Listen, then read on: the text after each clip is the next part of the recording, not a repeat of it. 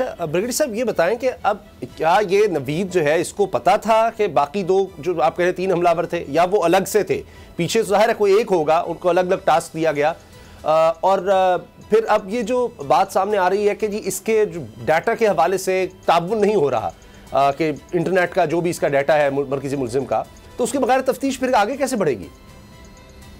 देखिए, पहली बात तो ये कि बड़ा वेल कोऑर्डिनेटेड लगता है अटैक था, क्योंकि आप देखेंगे जहां जिस जगह पे अटैक हो रहा है ना, उस जगह की लोकेशन को देखिए, वहां जाके रोड तंग हो रही है, बिल्डिंग्स नजदीक आ रही हैं, और उससे टारगेट का जो डिस्टेंस है, अपने जो पोजीशन ले रखी थी फायरर ने जहां से उन्हें फायर करना था, वो डिस्टेंस बहुत कम हो जाता है।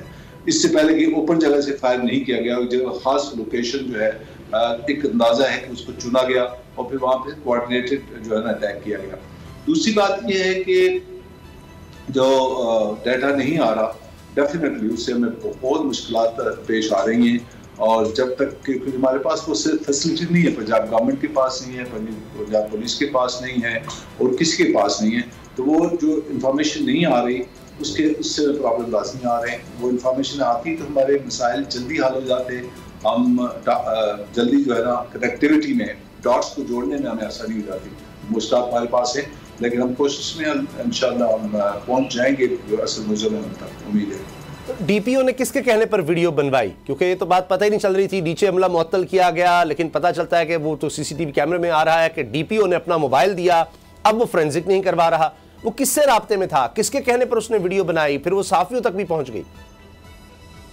जो शवाहिद आए हैं उसमें 2 शवाहिद हैं। पहले तो हमें ये नहीं पता चल रहा था कि वीडियो बनाई किसने है, जब हमने इन्वेस्टिगेशन शुरू की, और जब तक हमने इन्वेस्टिगेशन शुरू की तो हमें पता चला कि 2 तो जो शाते हैं इस तरह से आ गए कि एक तो वीडियो जो सीसीटीवी कैमरा था उसके अंदर बाकायदा वो नजर आ गया कि मूवी बन रही है, और दूसरा जो एसएचओ है उसकी स्टेटमेंट है कि जो मुझे डीपीओ साहब ने कहा था कि आप मेरे कैमरे से मूवी बनाओ।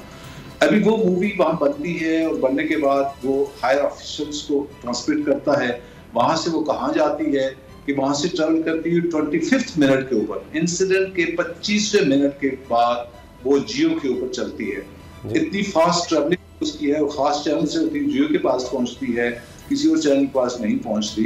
तो इसका मतलब ये कोऑर्डिनेटेड थी और वेल कोऑर्डिनेटेड थी। जो उसको पकड़ा गया तो कहा गया कि फौरन वो जो इसने चीजें रटी हुई हैं उसके ऊपर वीडियो बनाया और उसको एयर किया जाए, ताकि पूरी जो इन्वेस्टिगेशन है या लोगों का माइंडसेट है उसको ऐसे ट्विस्ट किया जाए कि असल हकायक से पर्दापोशी कर दी जाए।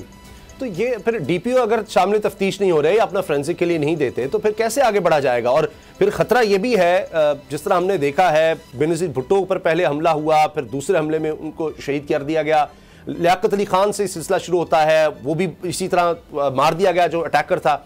ये तो आप खुद बता रहे हैं कि नवीद को भी शायद टारगेट किया जा सकता था। ये तो अल्लाह का करम हुआ कि इमरान खान साहब पर ये हमला नाकाम हुआ, लेकिन जब तक पीछे जो लोग हैं जिन्होंने सारा मास्टरमाइंड है या किया, तो वो तो दोबारा इस तरह के हमले की प्लानिंग कर रहे होंगे, दोबारा अटैक कर सकते हैं, तो उन तक पहुंचने में कितना वक्त लग सकता है?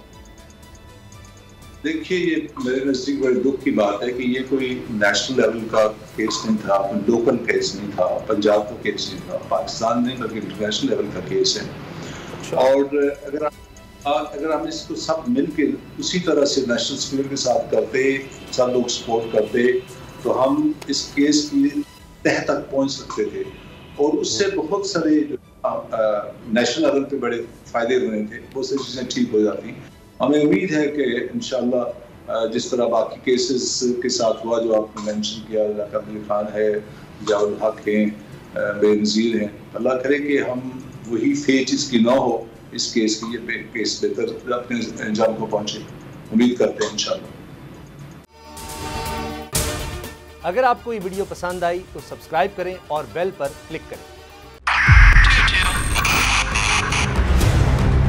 2022 बहुत सारे तोहफे भी देखे गया पाकिस्तान की आवाम को। पाकिस्तान की आवाम को एक तोहफा ये दिया कि आवाम को पता चल गया कि पाकिस्तान का मीडिया क्या है। हक और सच का सफर साल 2022 में बोल रहा नंबर 1। हमने बहुत सारे शोज और ट्रांसमिशंस की, पूरा साल मुसलसल जदोजहद में निकल गया कि ये वोट ऑफ कॉन्फिडेंस के पीछे कौन लोग थे। तोड़े रेटिंग के सभी रिकॉर्ड, एंकर्स ने भी आवाम में सबसे ज्यादा मकबूलियत पाई और सोशल मीडिया पर भी बोल रहा सब पर भाग। सब्सक्राइब करें और बेल दबाएं ताकि कोई खबर रह न जाए।